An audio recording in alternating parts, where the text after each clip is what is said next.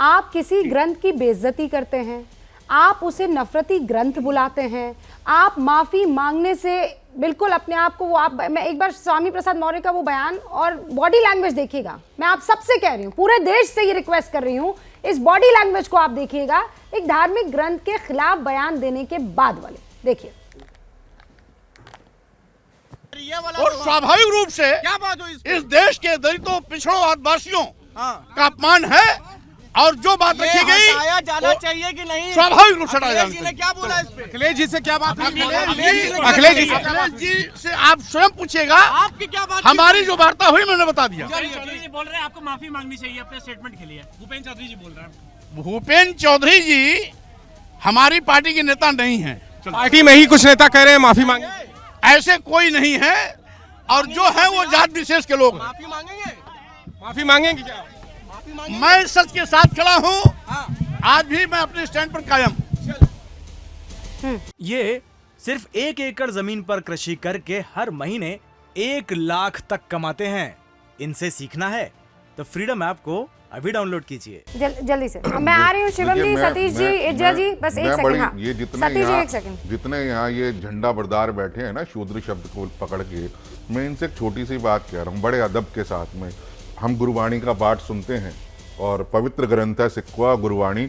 गुरु ग्रंथ साहिब के अंदर कितनी ही बार संत रविदास का जिक्र आता है, और संत रविदास का जब जिक्र आता है तो उनके नाम के आगे फिर वो जाति सूचक शब्द जिसे बोलने पे आज SC ST कानून लगता है वो भी बोला जाता है।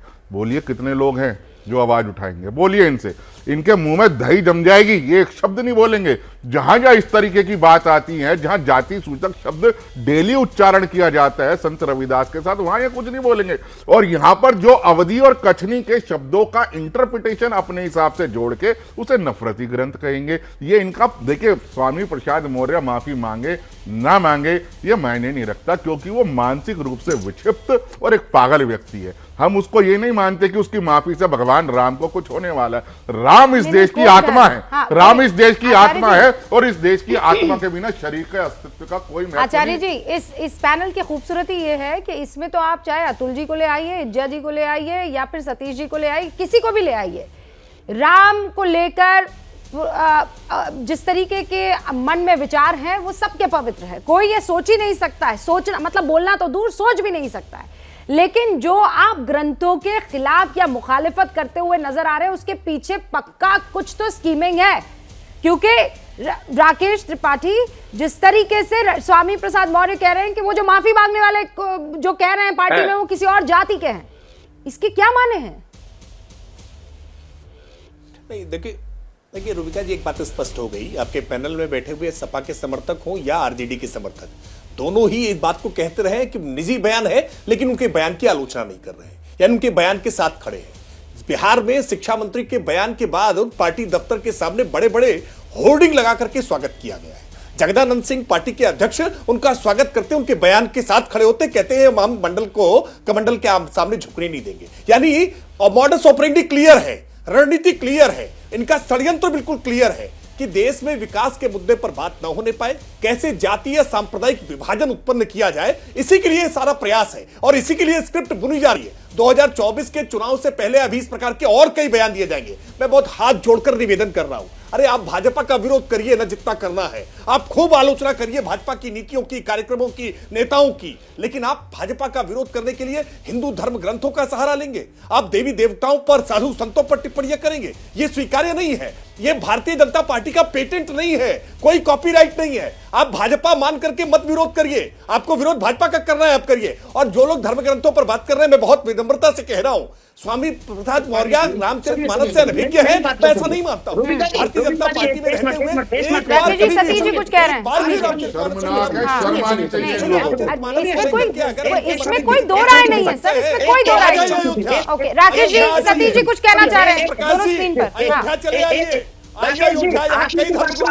आपके मानस के अधिकार को दूर कर देंगे। आपकी बातों को ही आगे कर रहा हूँ, आपकी बातों को आगे कर रहा हूँ। राकेश त्रिपाठी जी इस बात को भी मान लिए कि जो तुलसीदास की इन जातिवादी घोर मानसिकता की लाइनों के साथ है, वो भारत की राजनीति में कहीं ना कहीं दलितों से टकरा रहा है, कहीं ना कहीं पिछड़ों से टकरा रहा है, महिलाओं से टकरा रहा है। अगर सतीश आपके प्रकाश अंदर जी, इतनी मैं आपको ताकत है, आमंत्रित सुनिए, कर रहा हूं, आपके आने जाने का खर्च मैं दूंगा, आपके आने जाने का खर्च मैं दूंगा। अयोध्या आइए, आपको रामचरितमानस की जिन जिन चौपाइयों पर आपत्ति है, आपको धर्मगुरु उसकी व्याख्या करके बता देंगे। रोज वहां 24 घंटे रामचरितमानस का अखंड पाठ चलता है।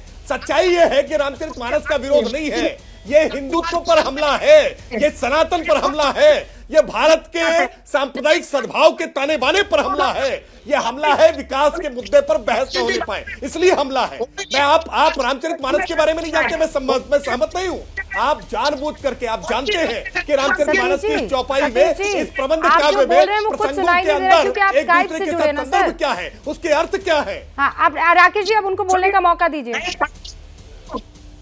चाहिए कि कोई भी सामाजिक अत्याचार की अगर बात होगी उसका विरोध होना चाहिए। आप भी पढ़े लिखे व्यक्ति हैं, आप भी एक राजनीतिक दल के व्यक्ति हैं, आपको विरोध करना चाहिए। बीजेपी को खुल के कहना चाहिए कि ये गलती तुलसीदास जी ने की है, ये गलती हमने नहीं की है, तो बताओ और गलती का सुधार होना चाहिए। गलती तो बताओ प्रभु जी, क्या गलती करी है तुलसीदास जी ने, बताते क्यों नहीं हो?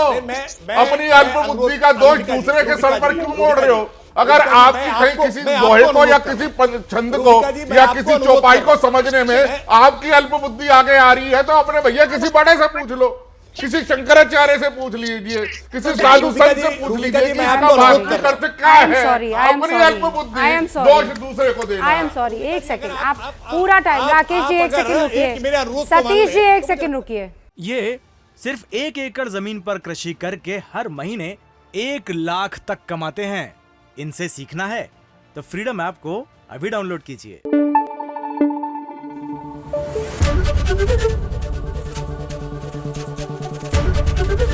एबीपी न्यूज आपको रखे आगे।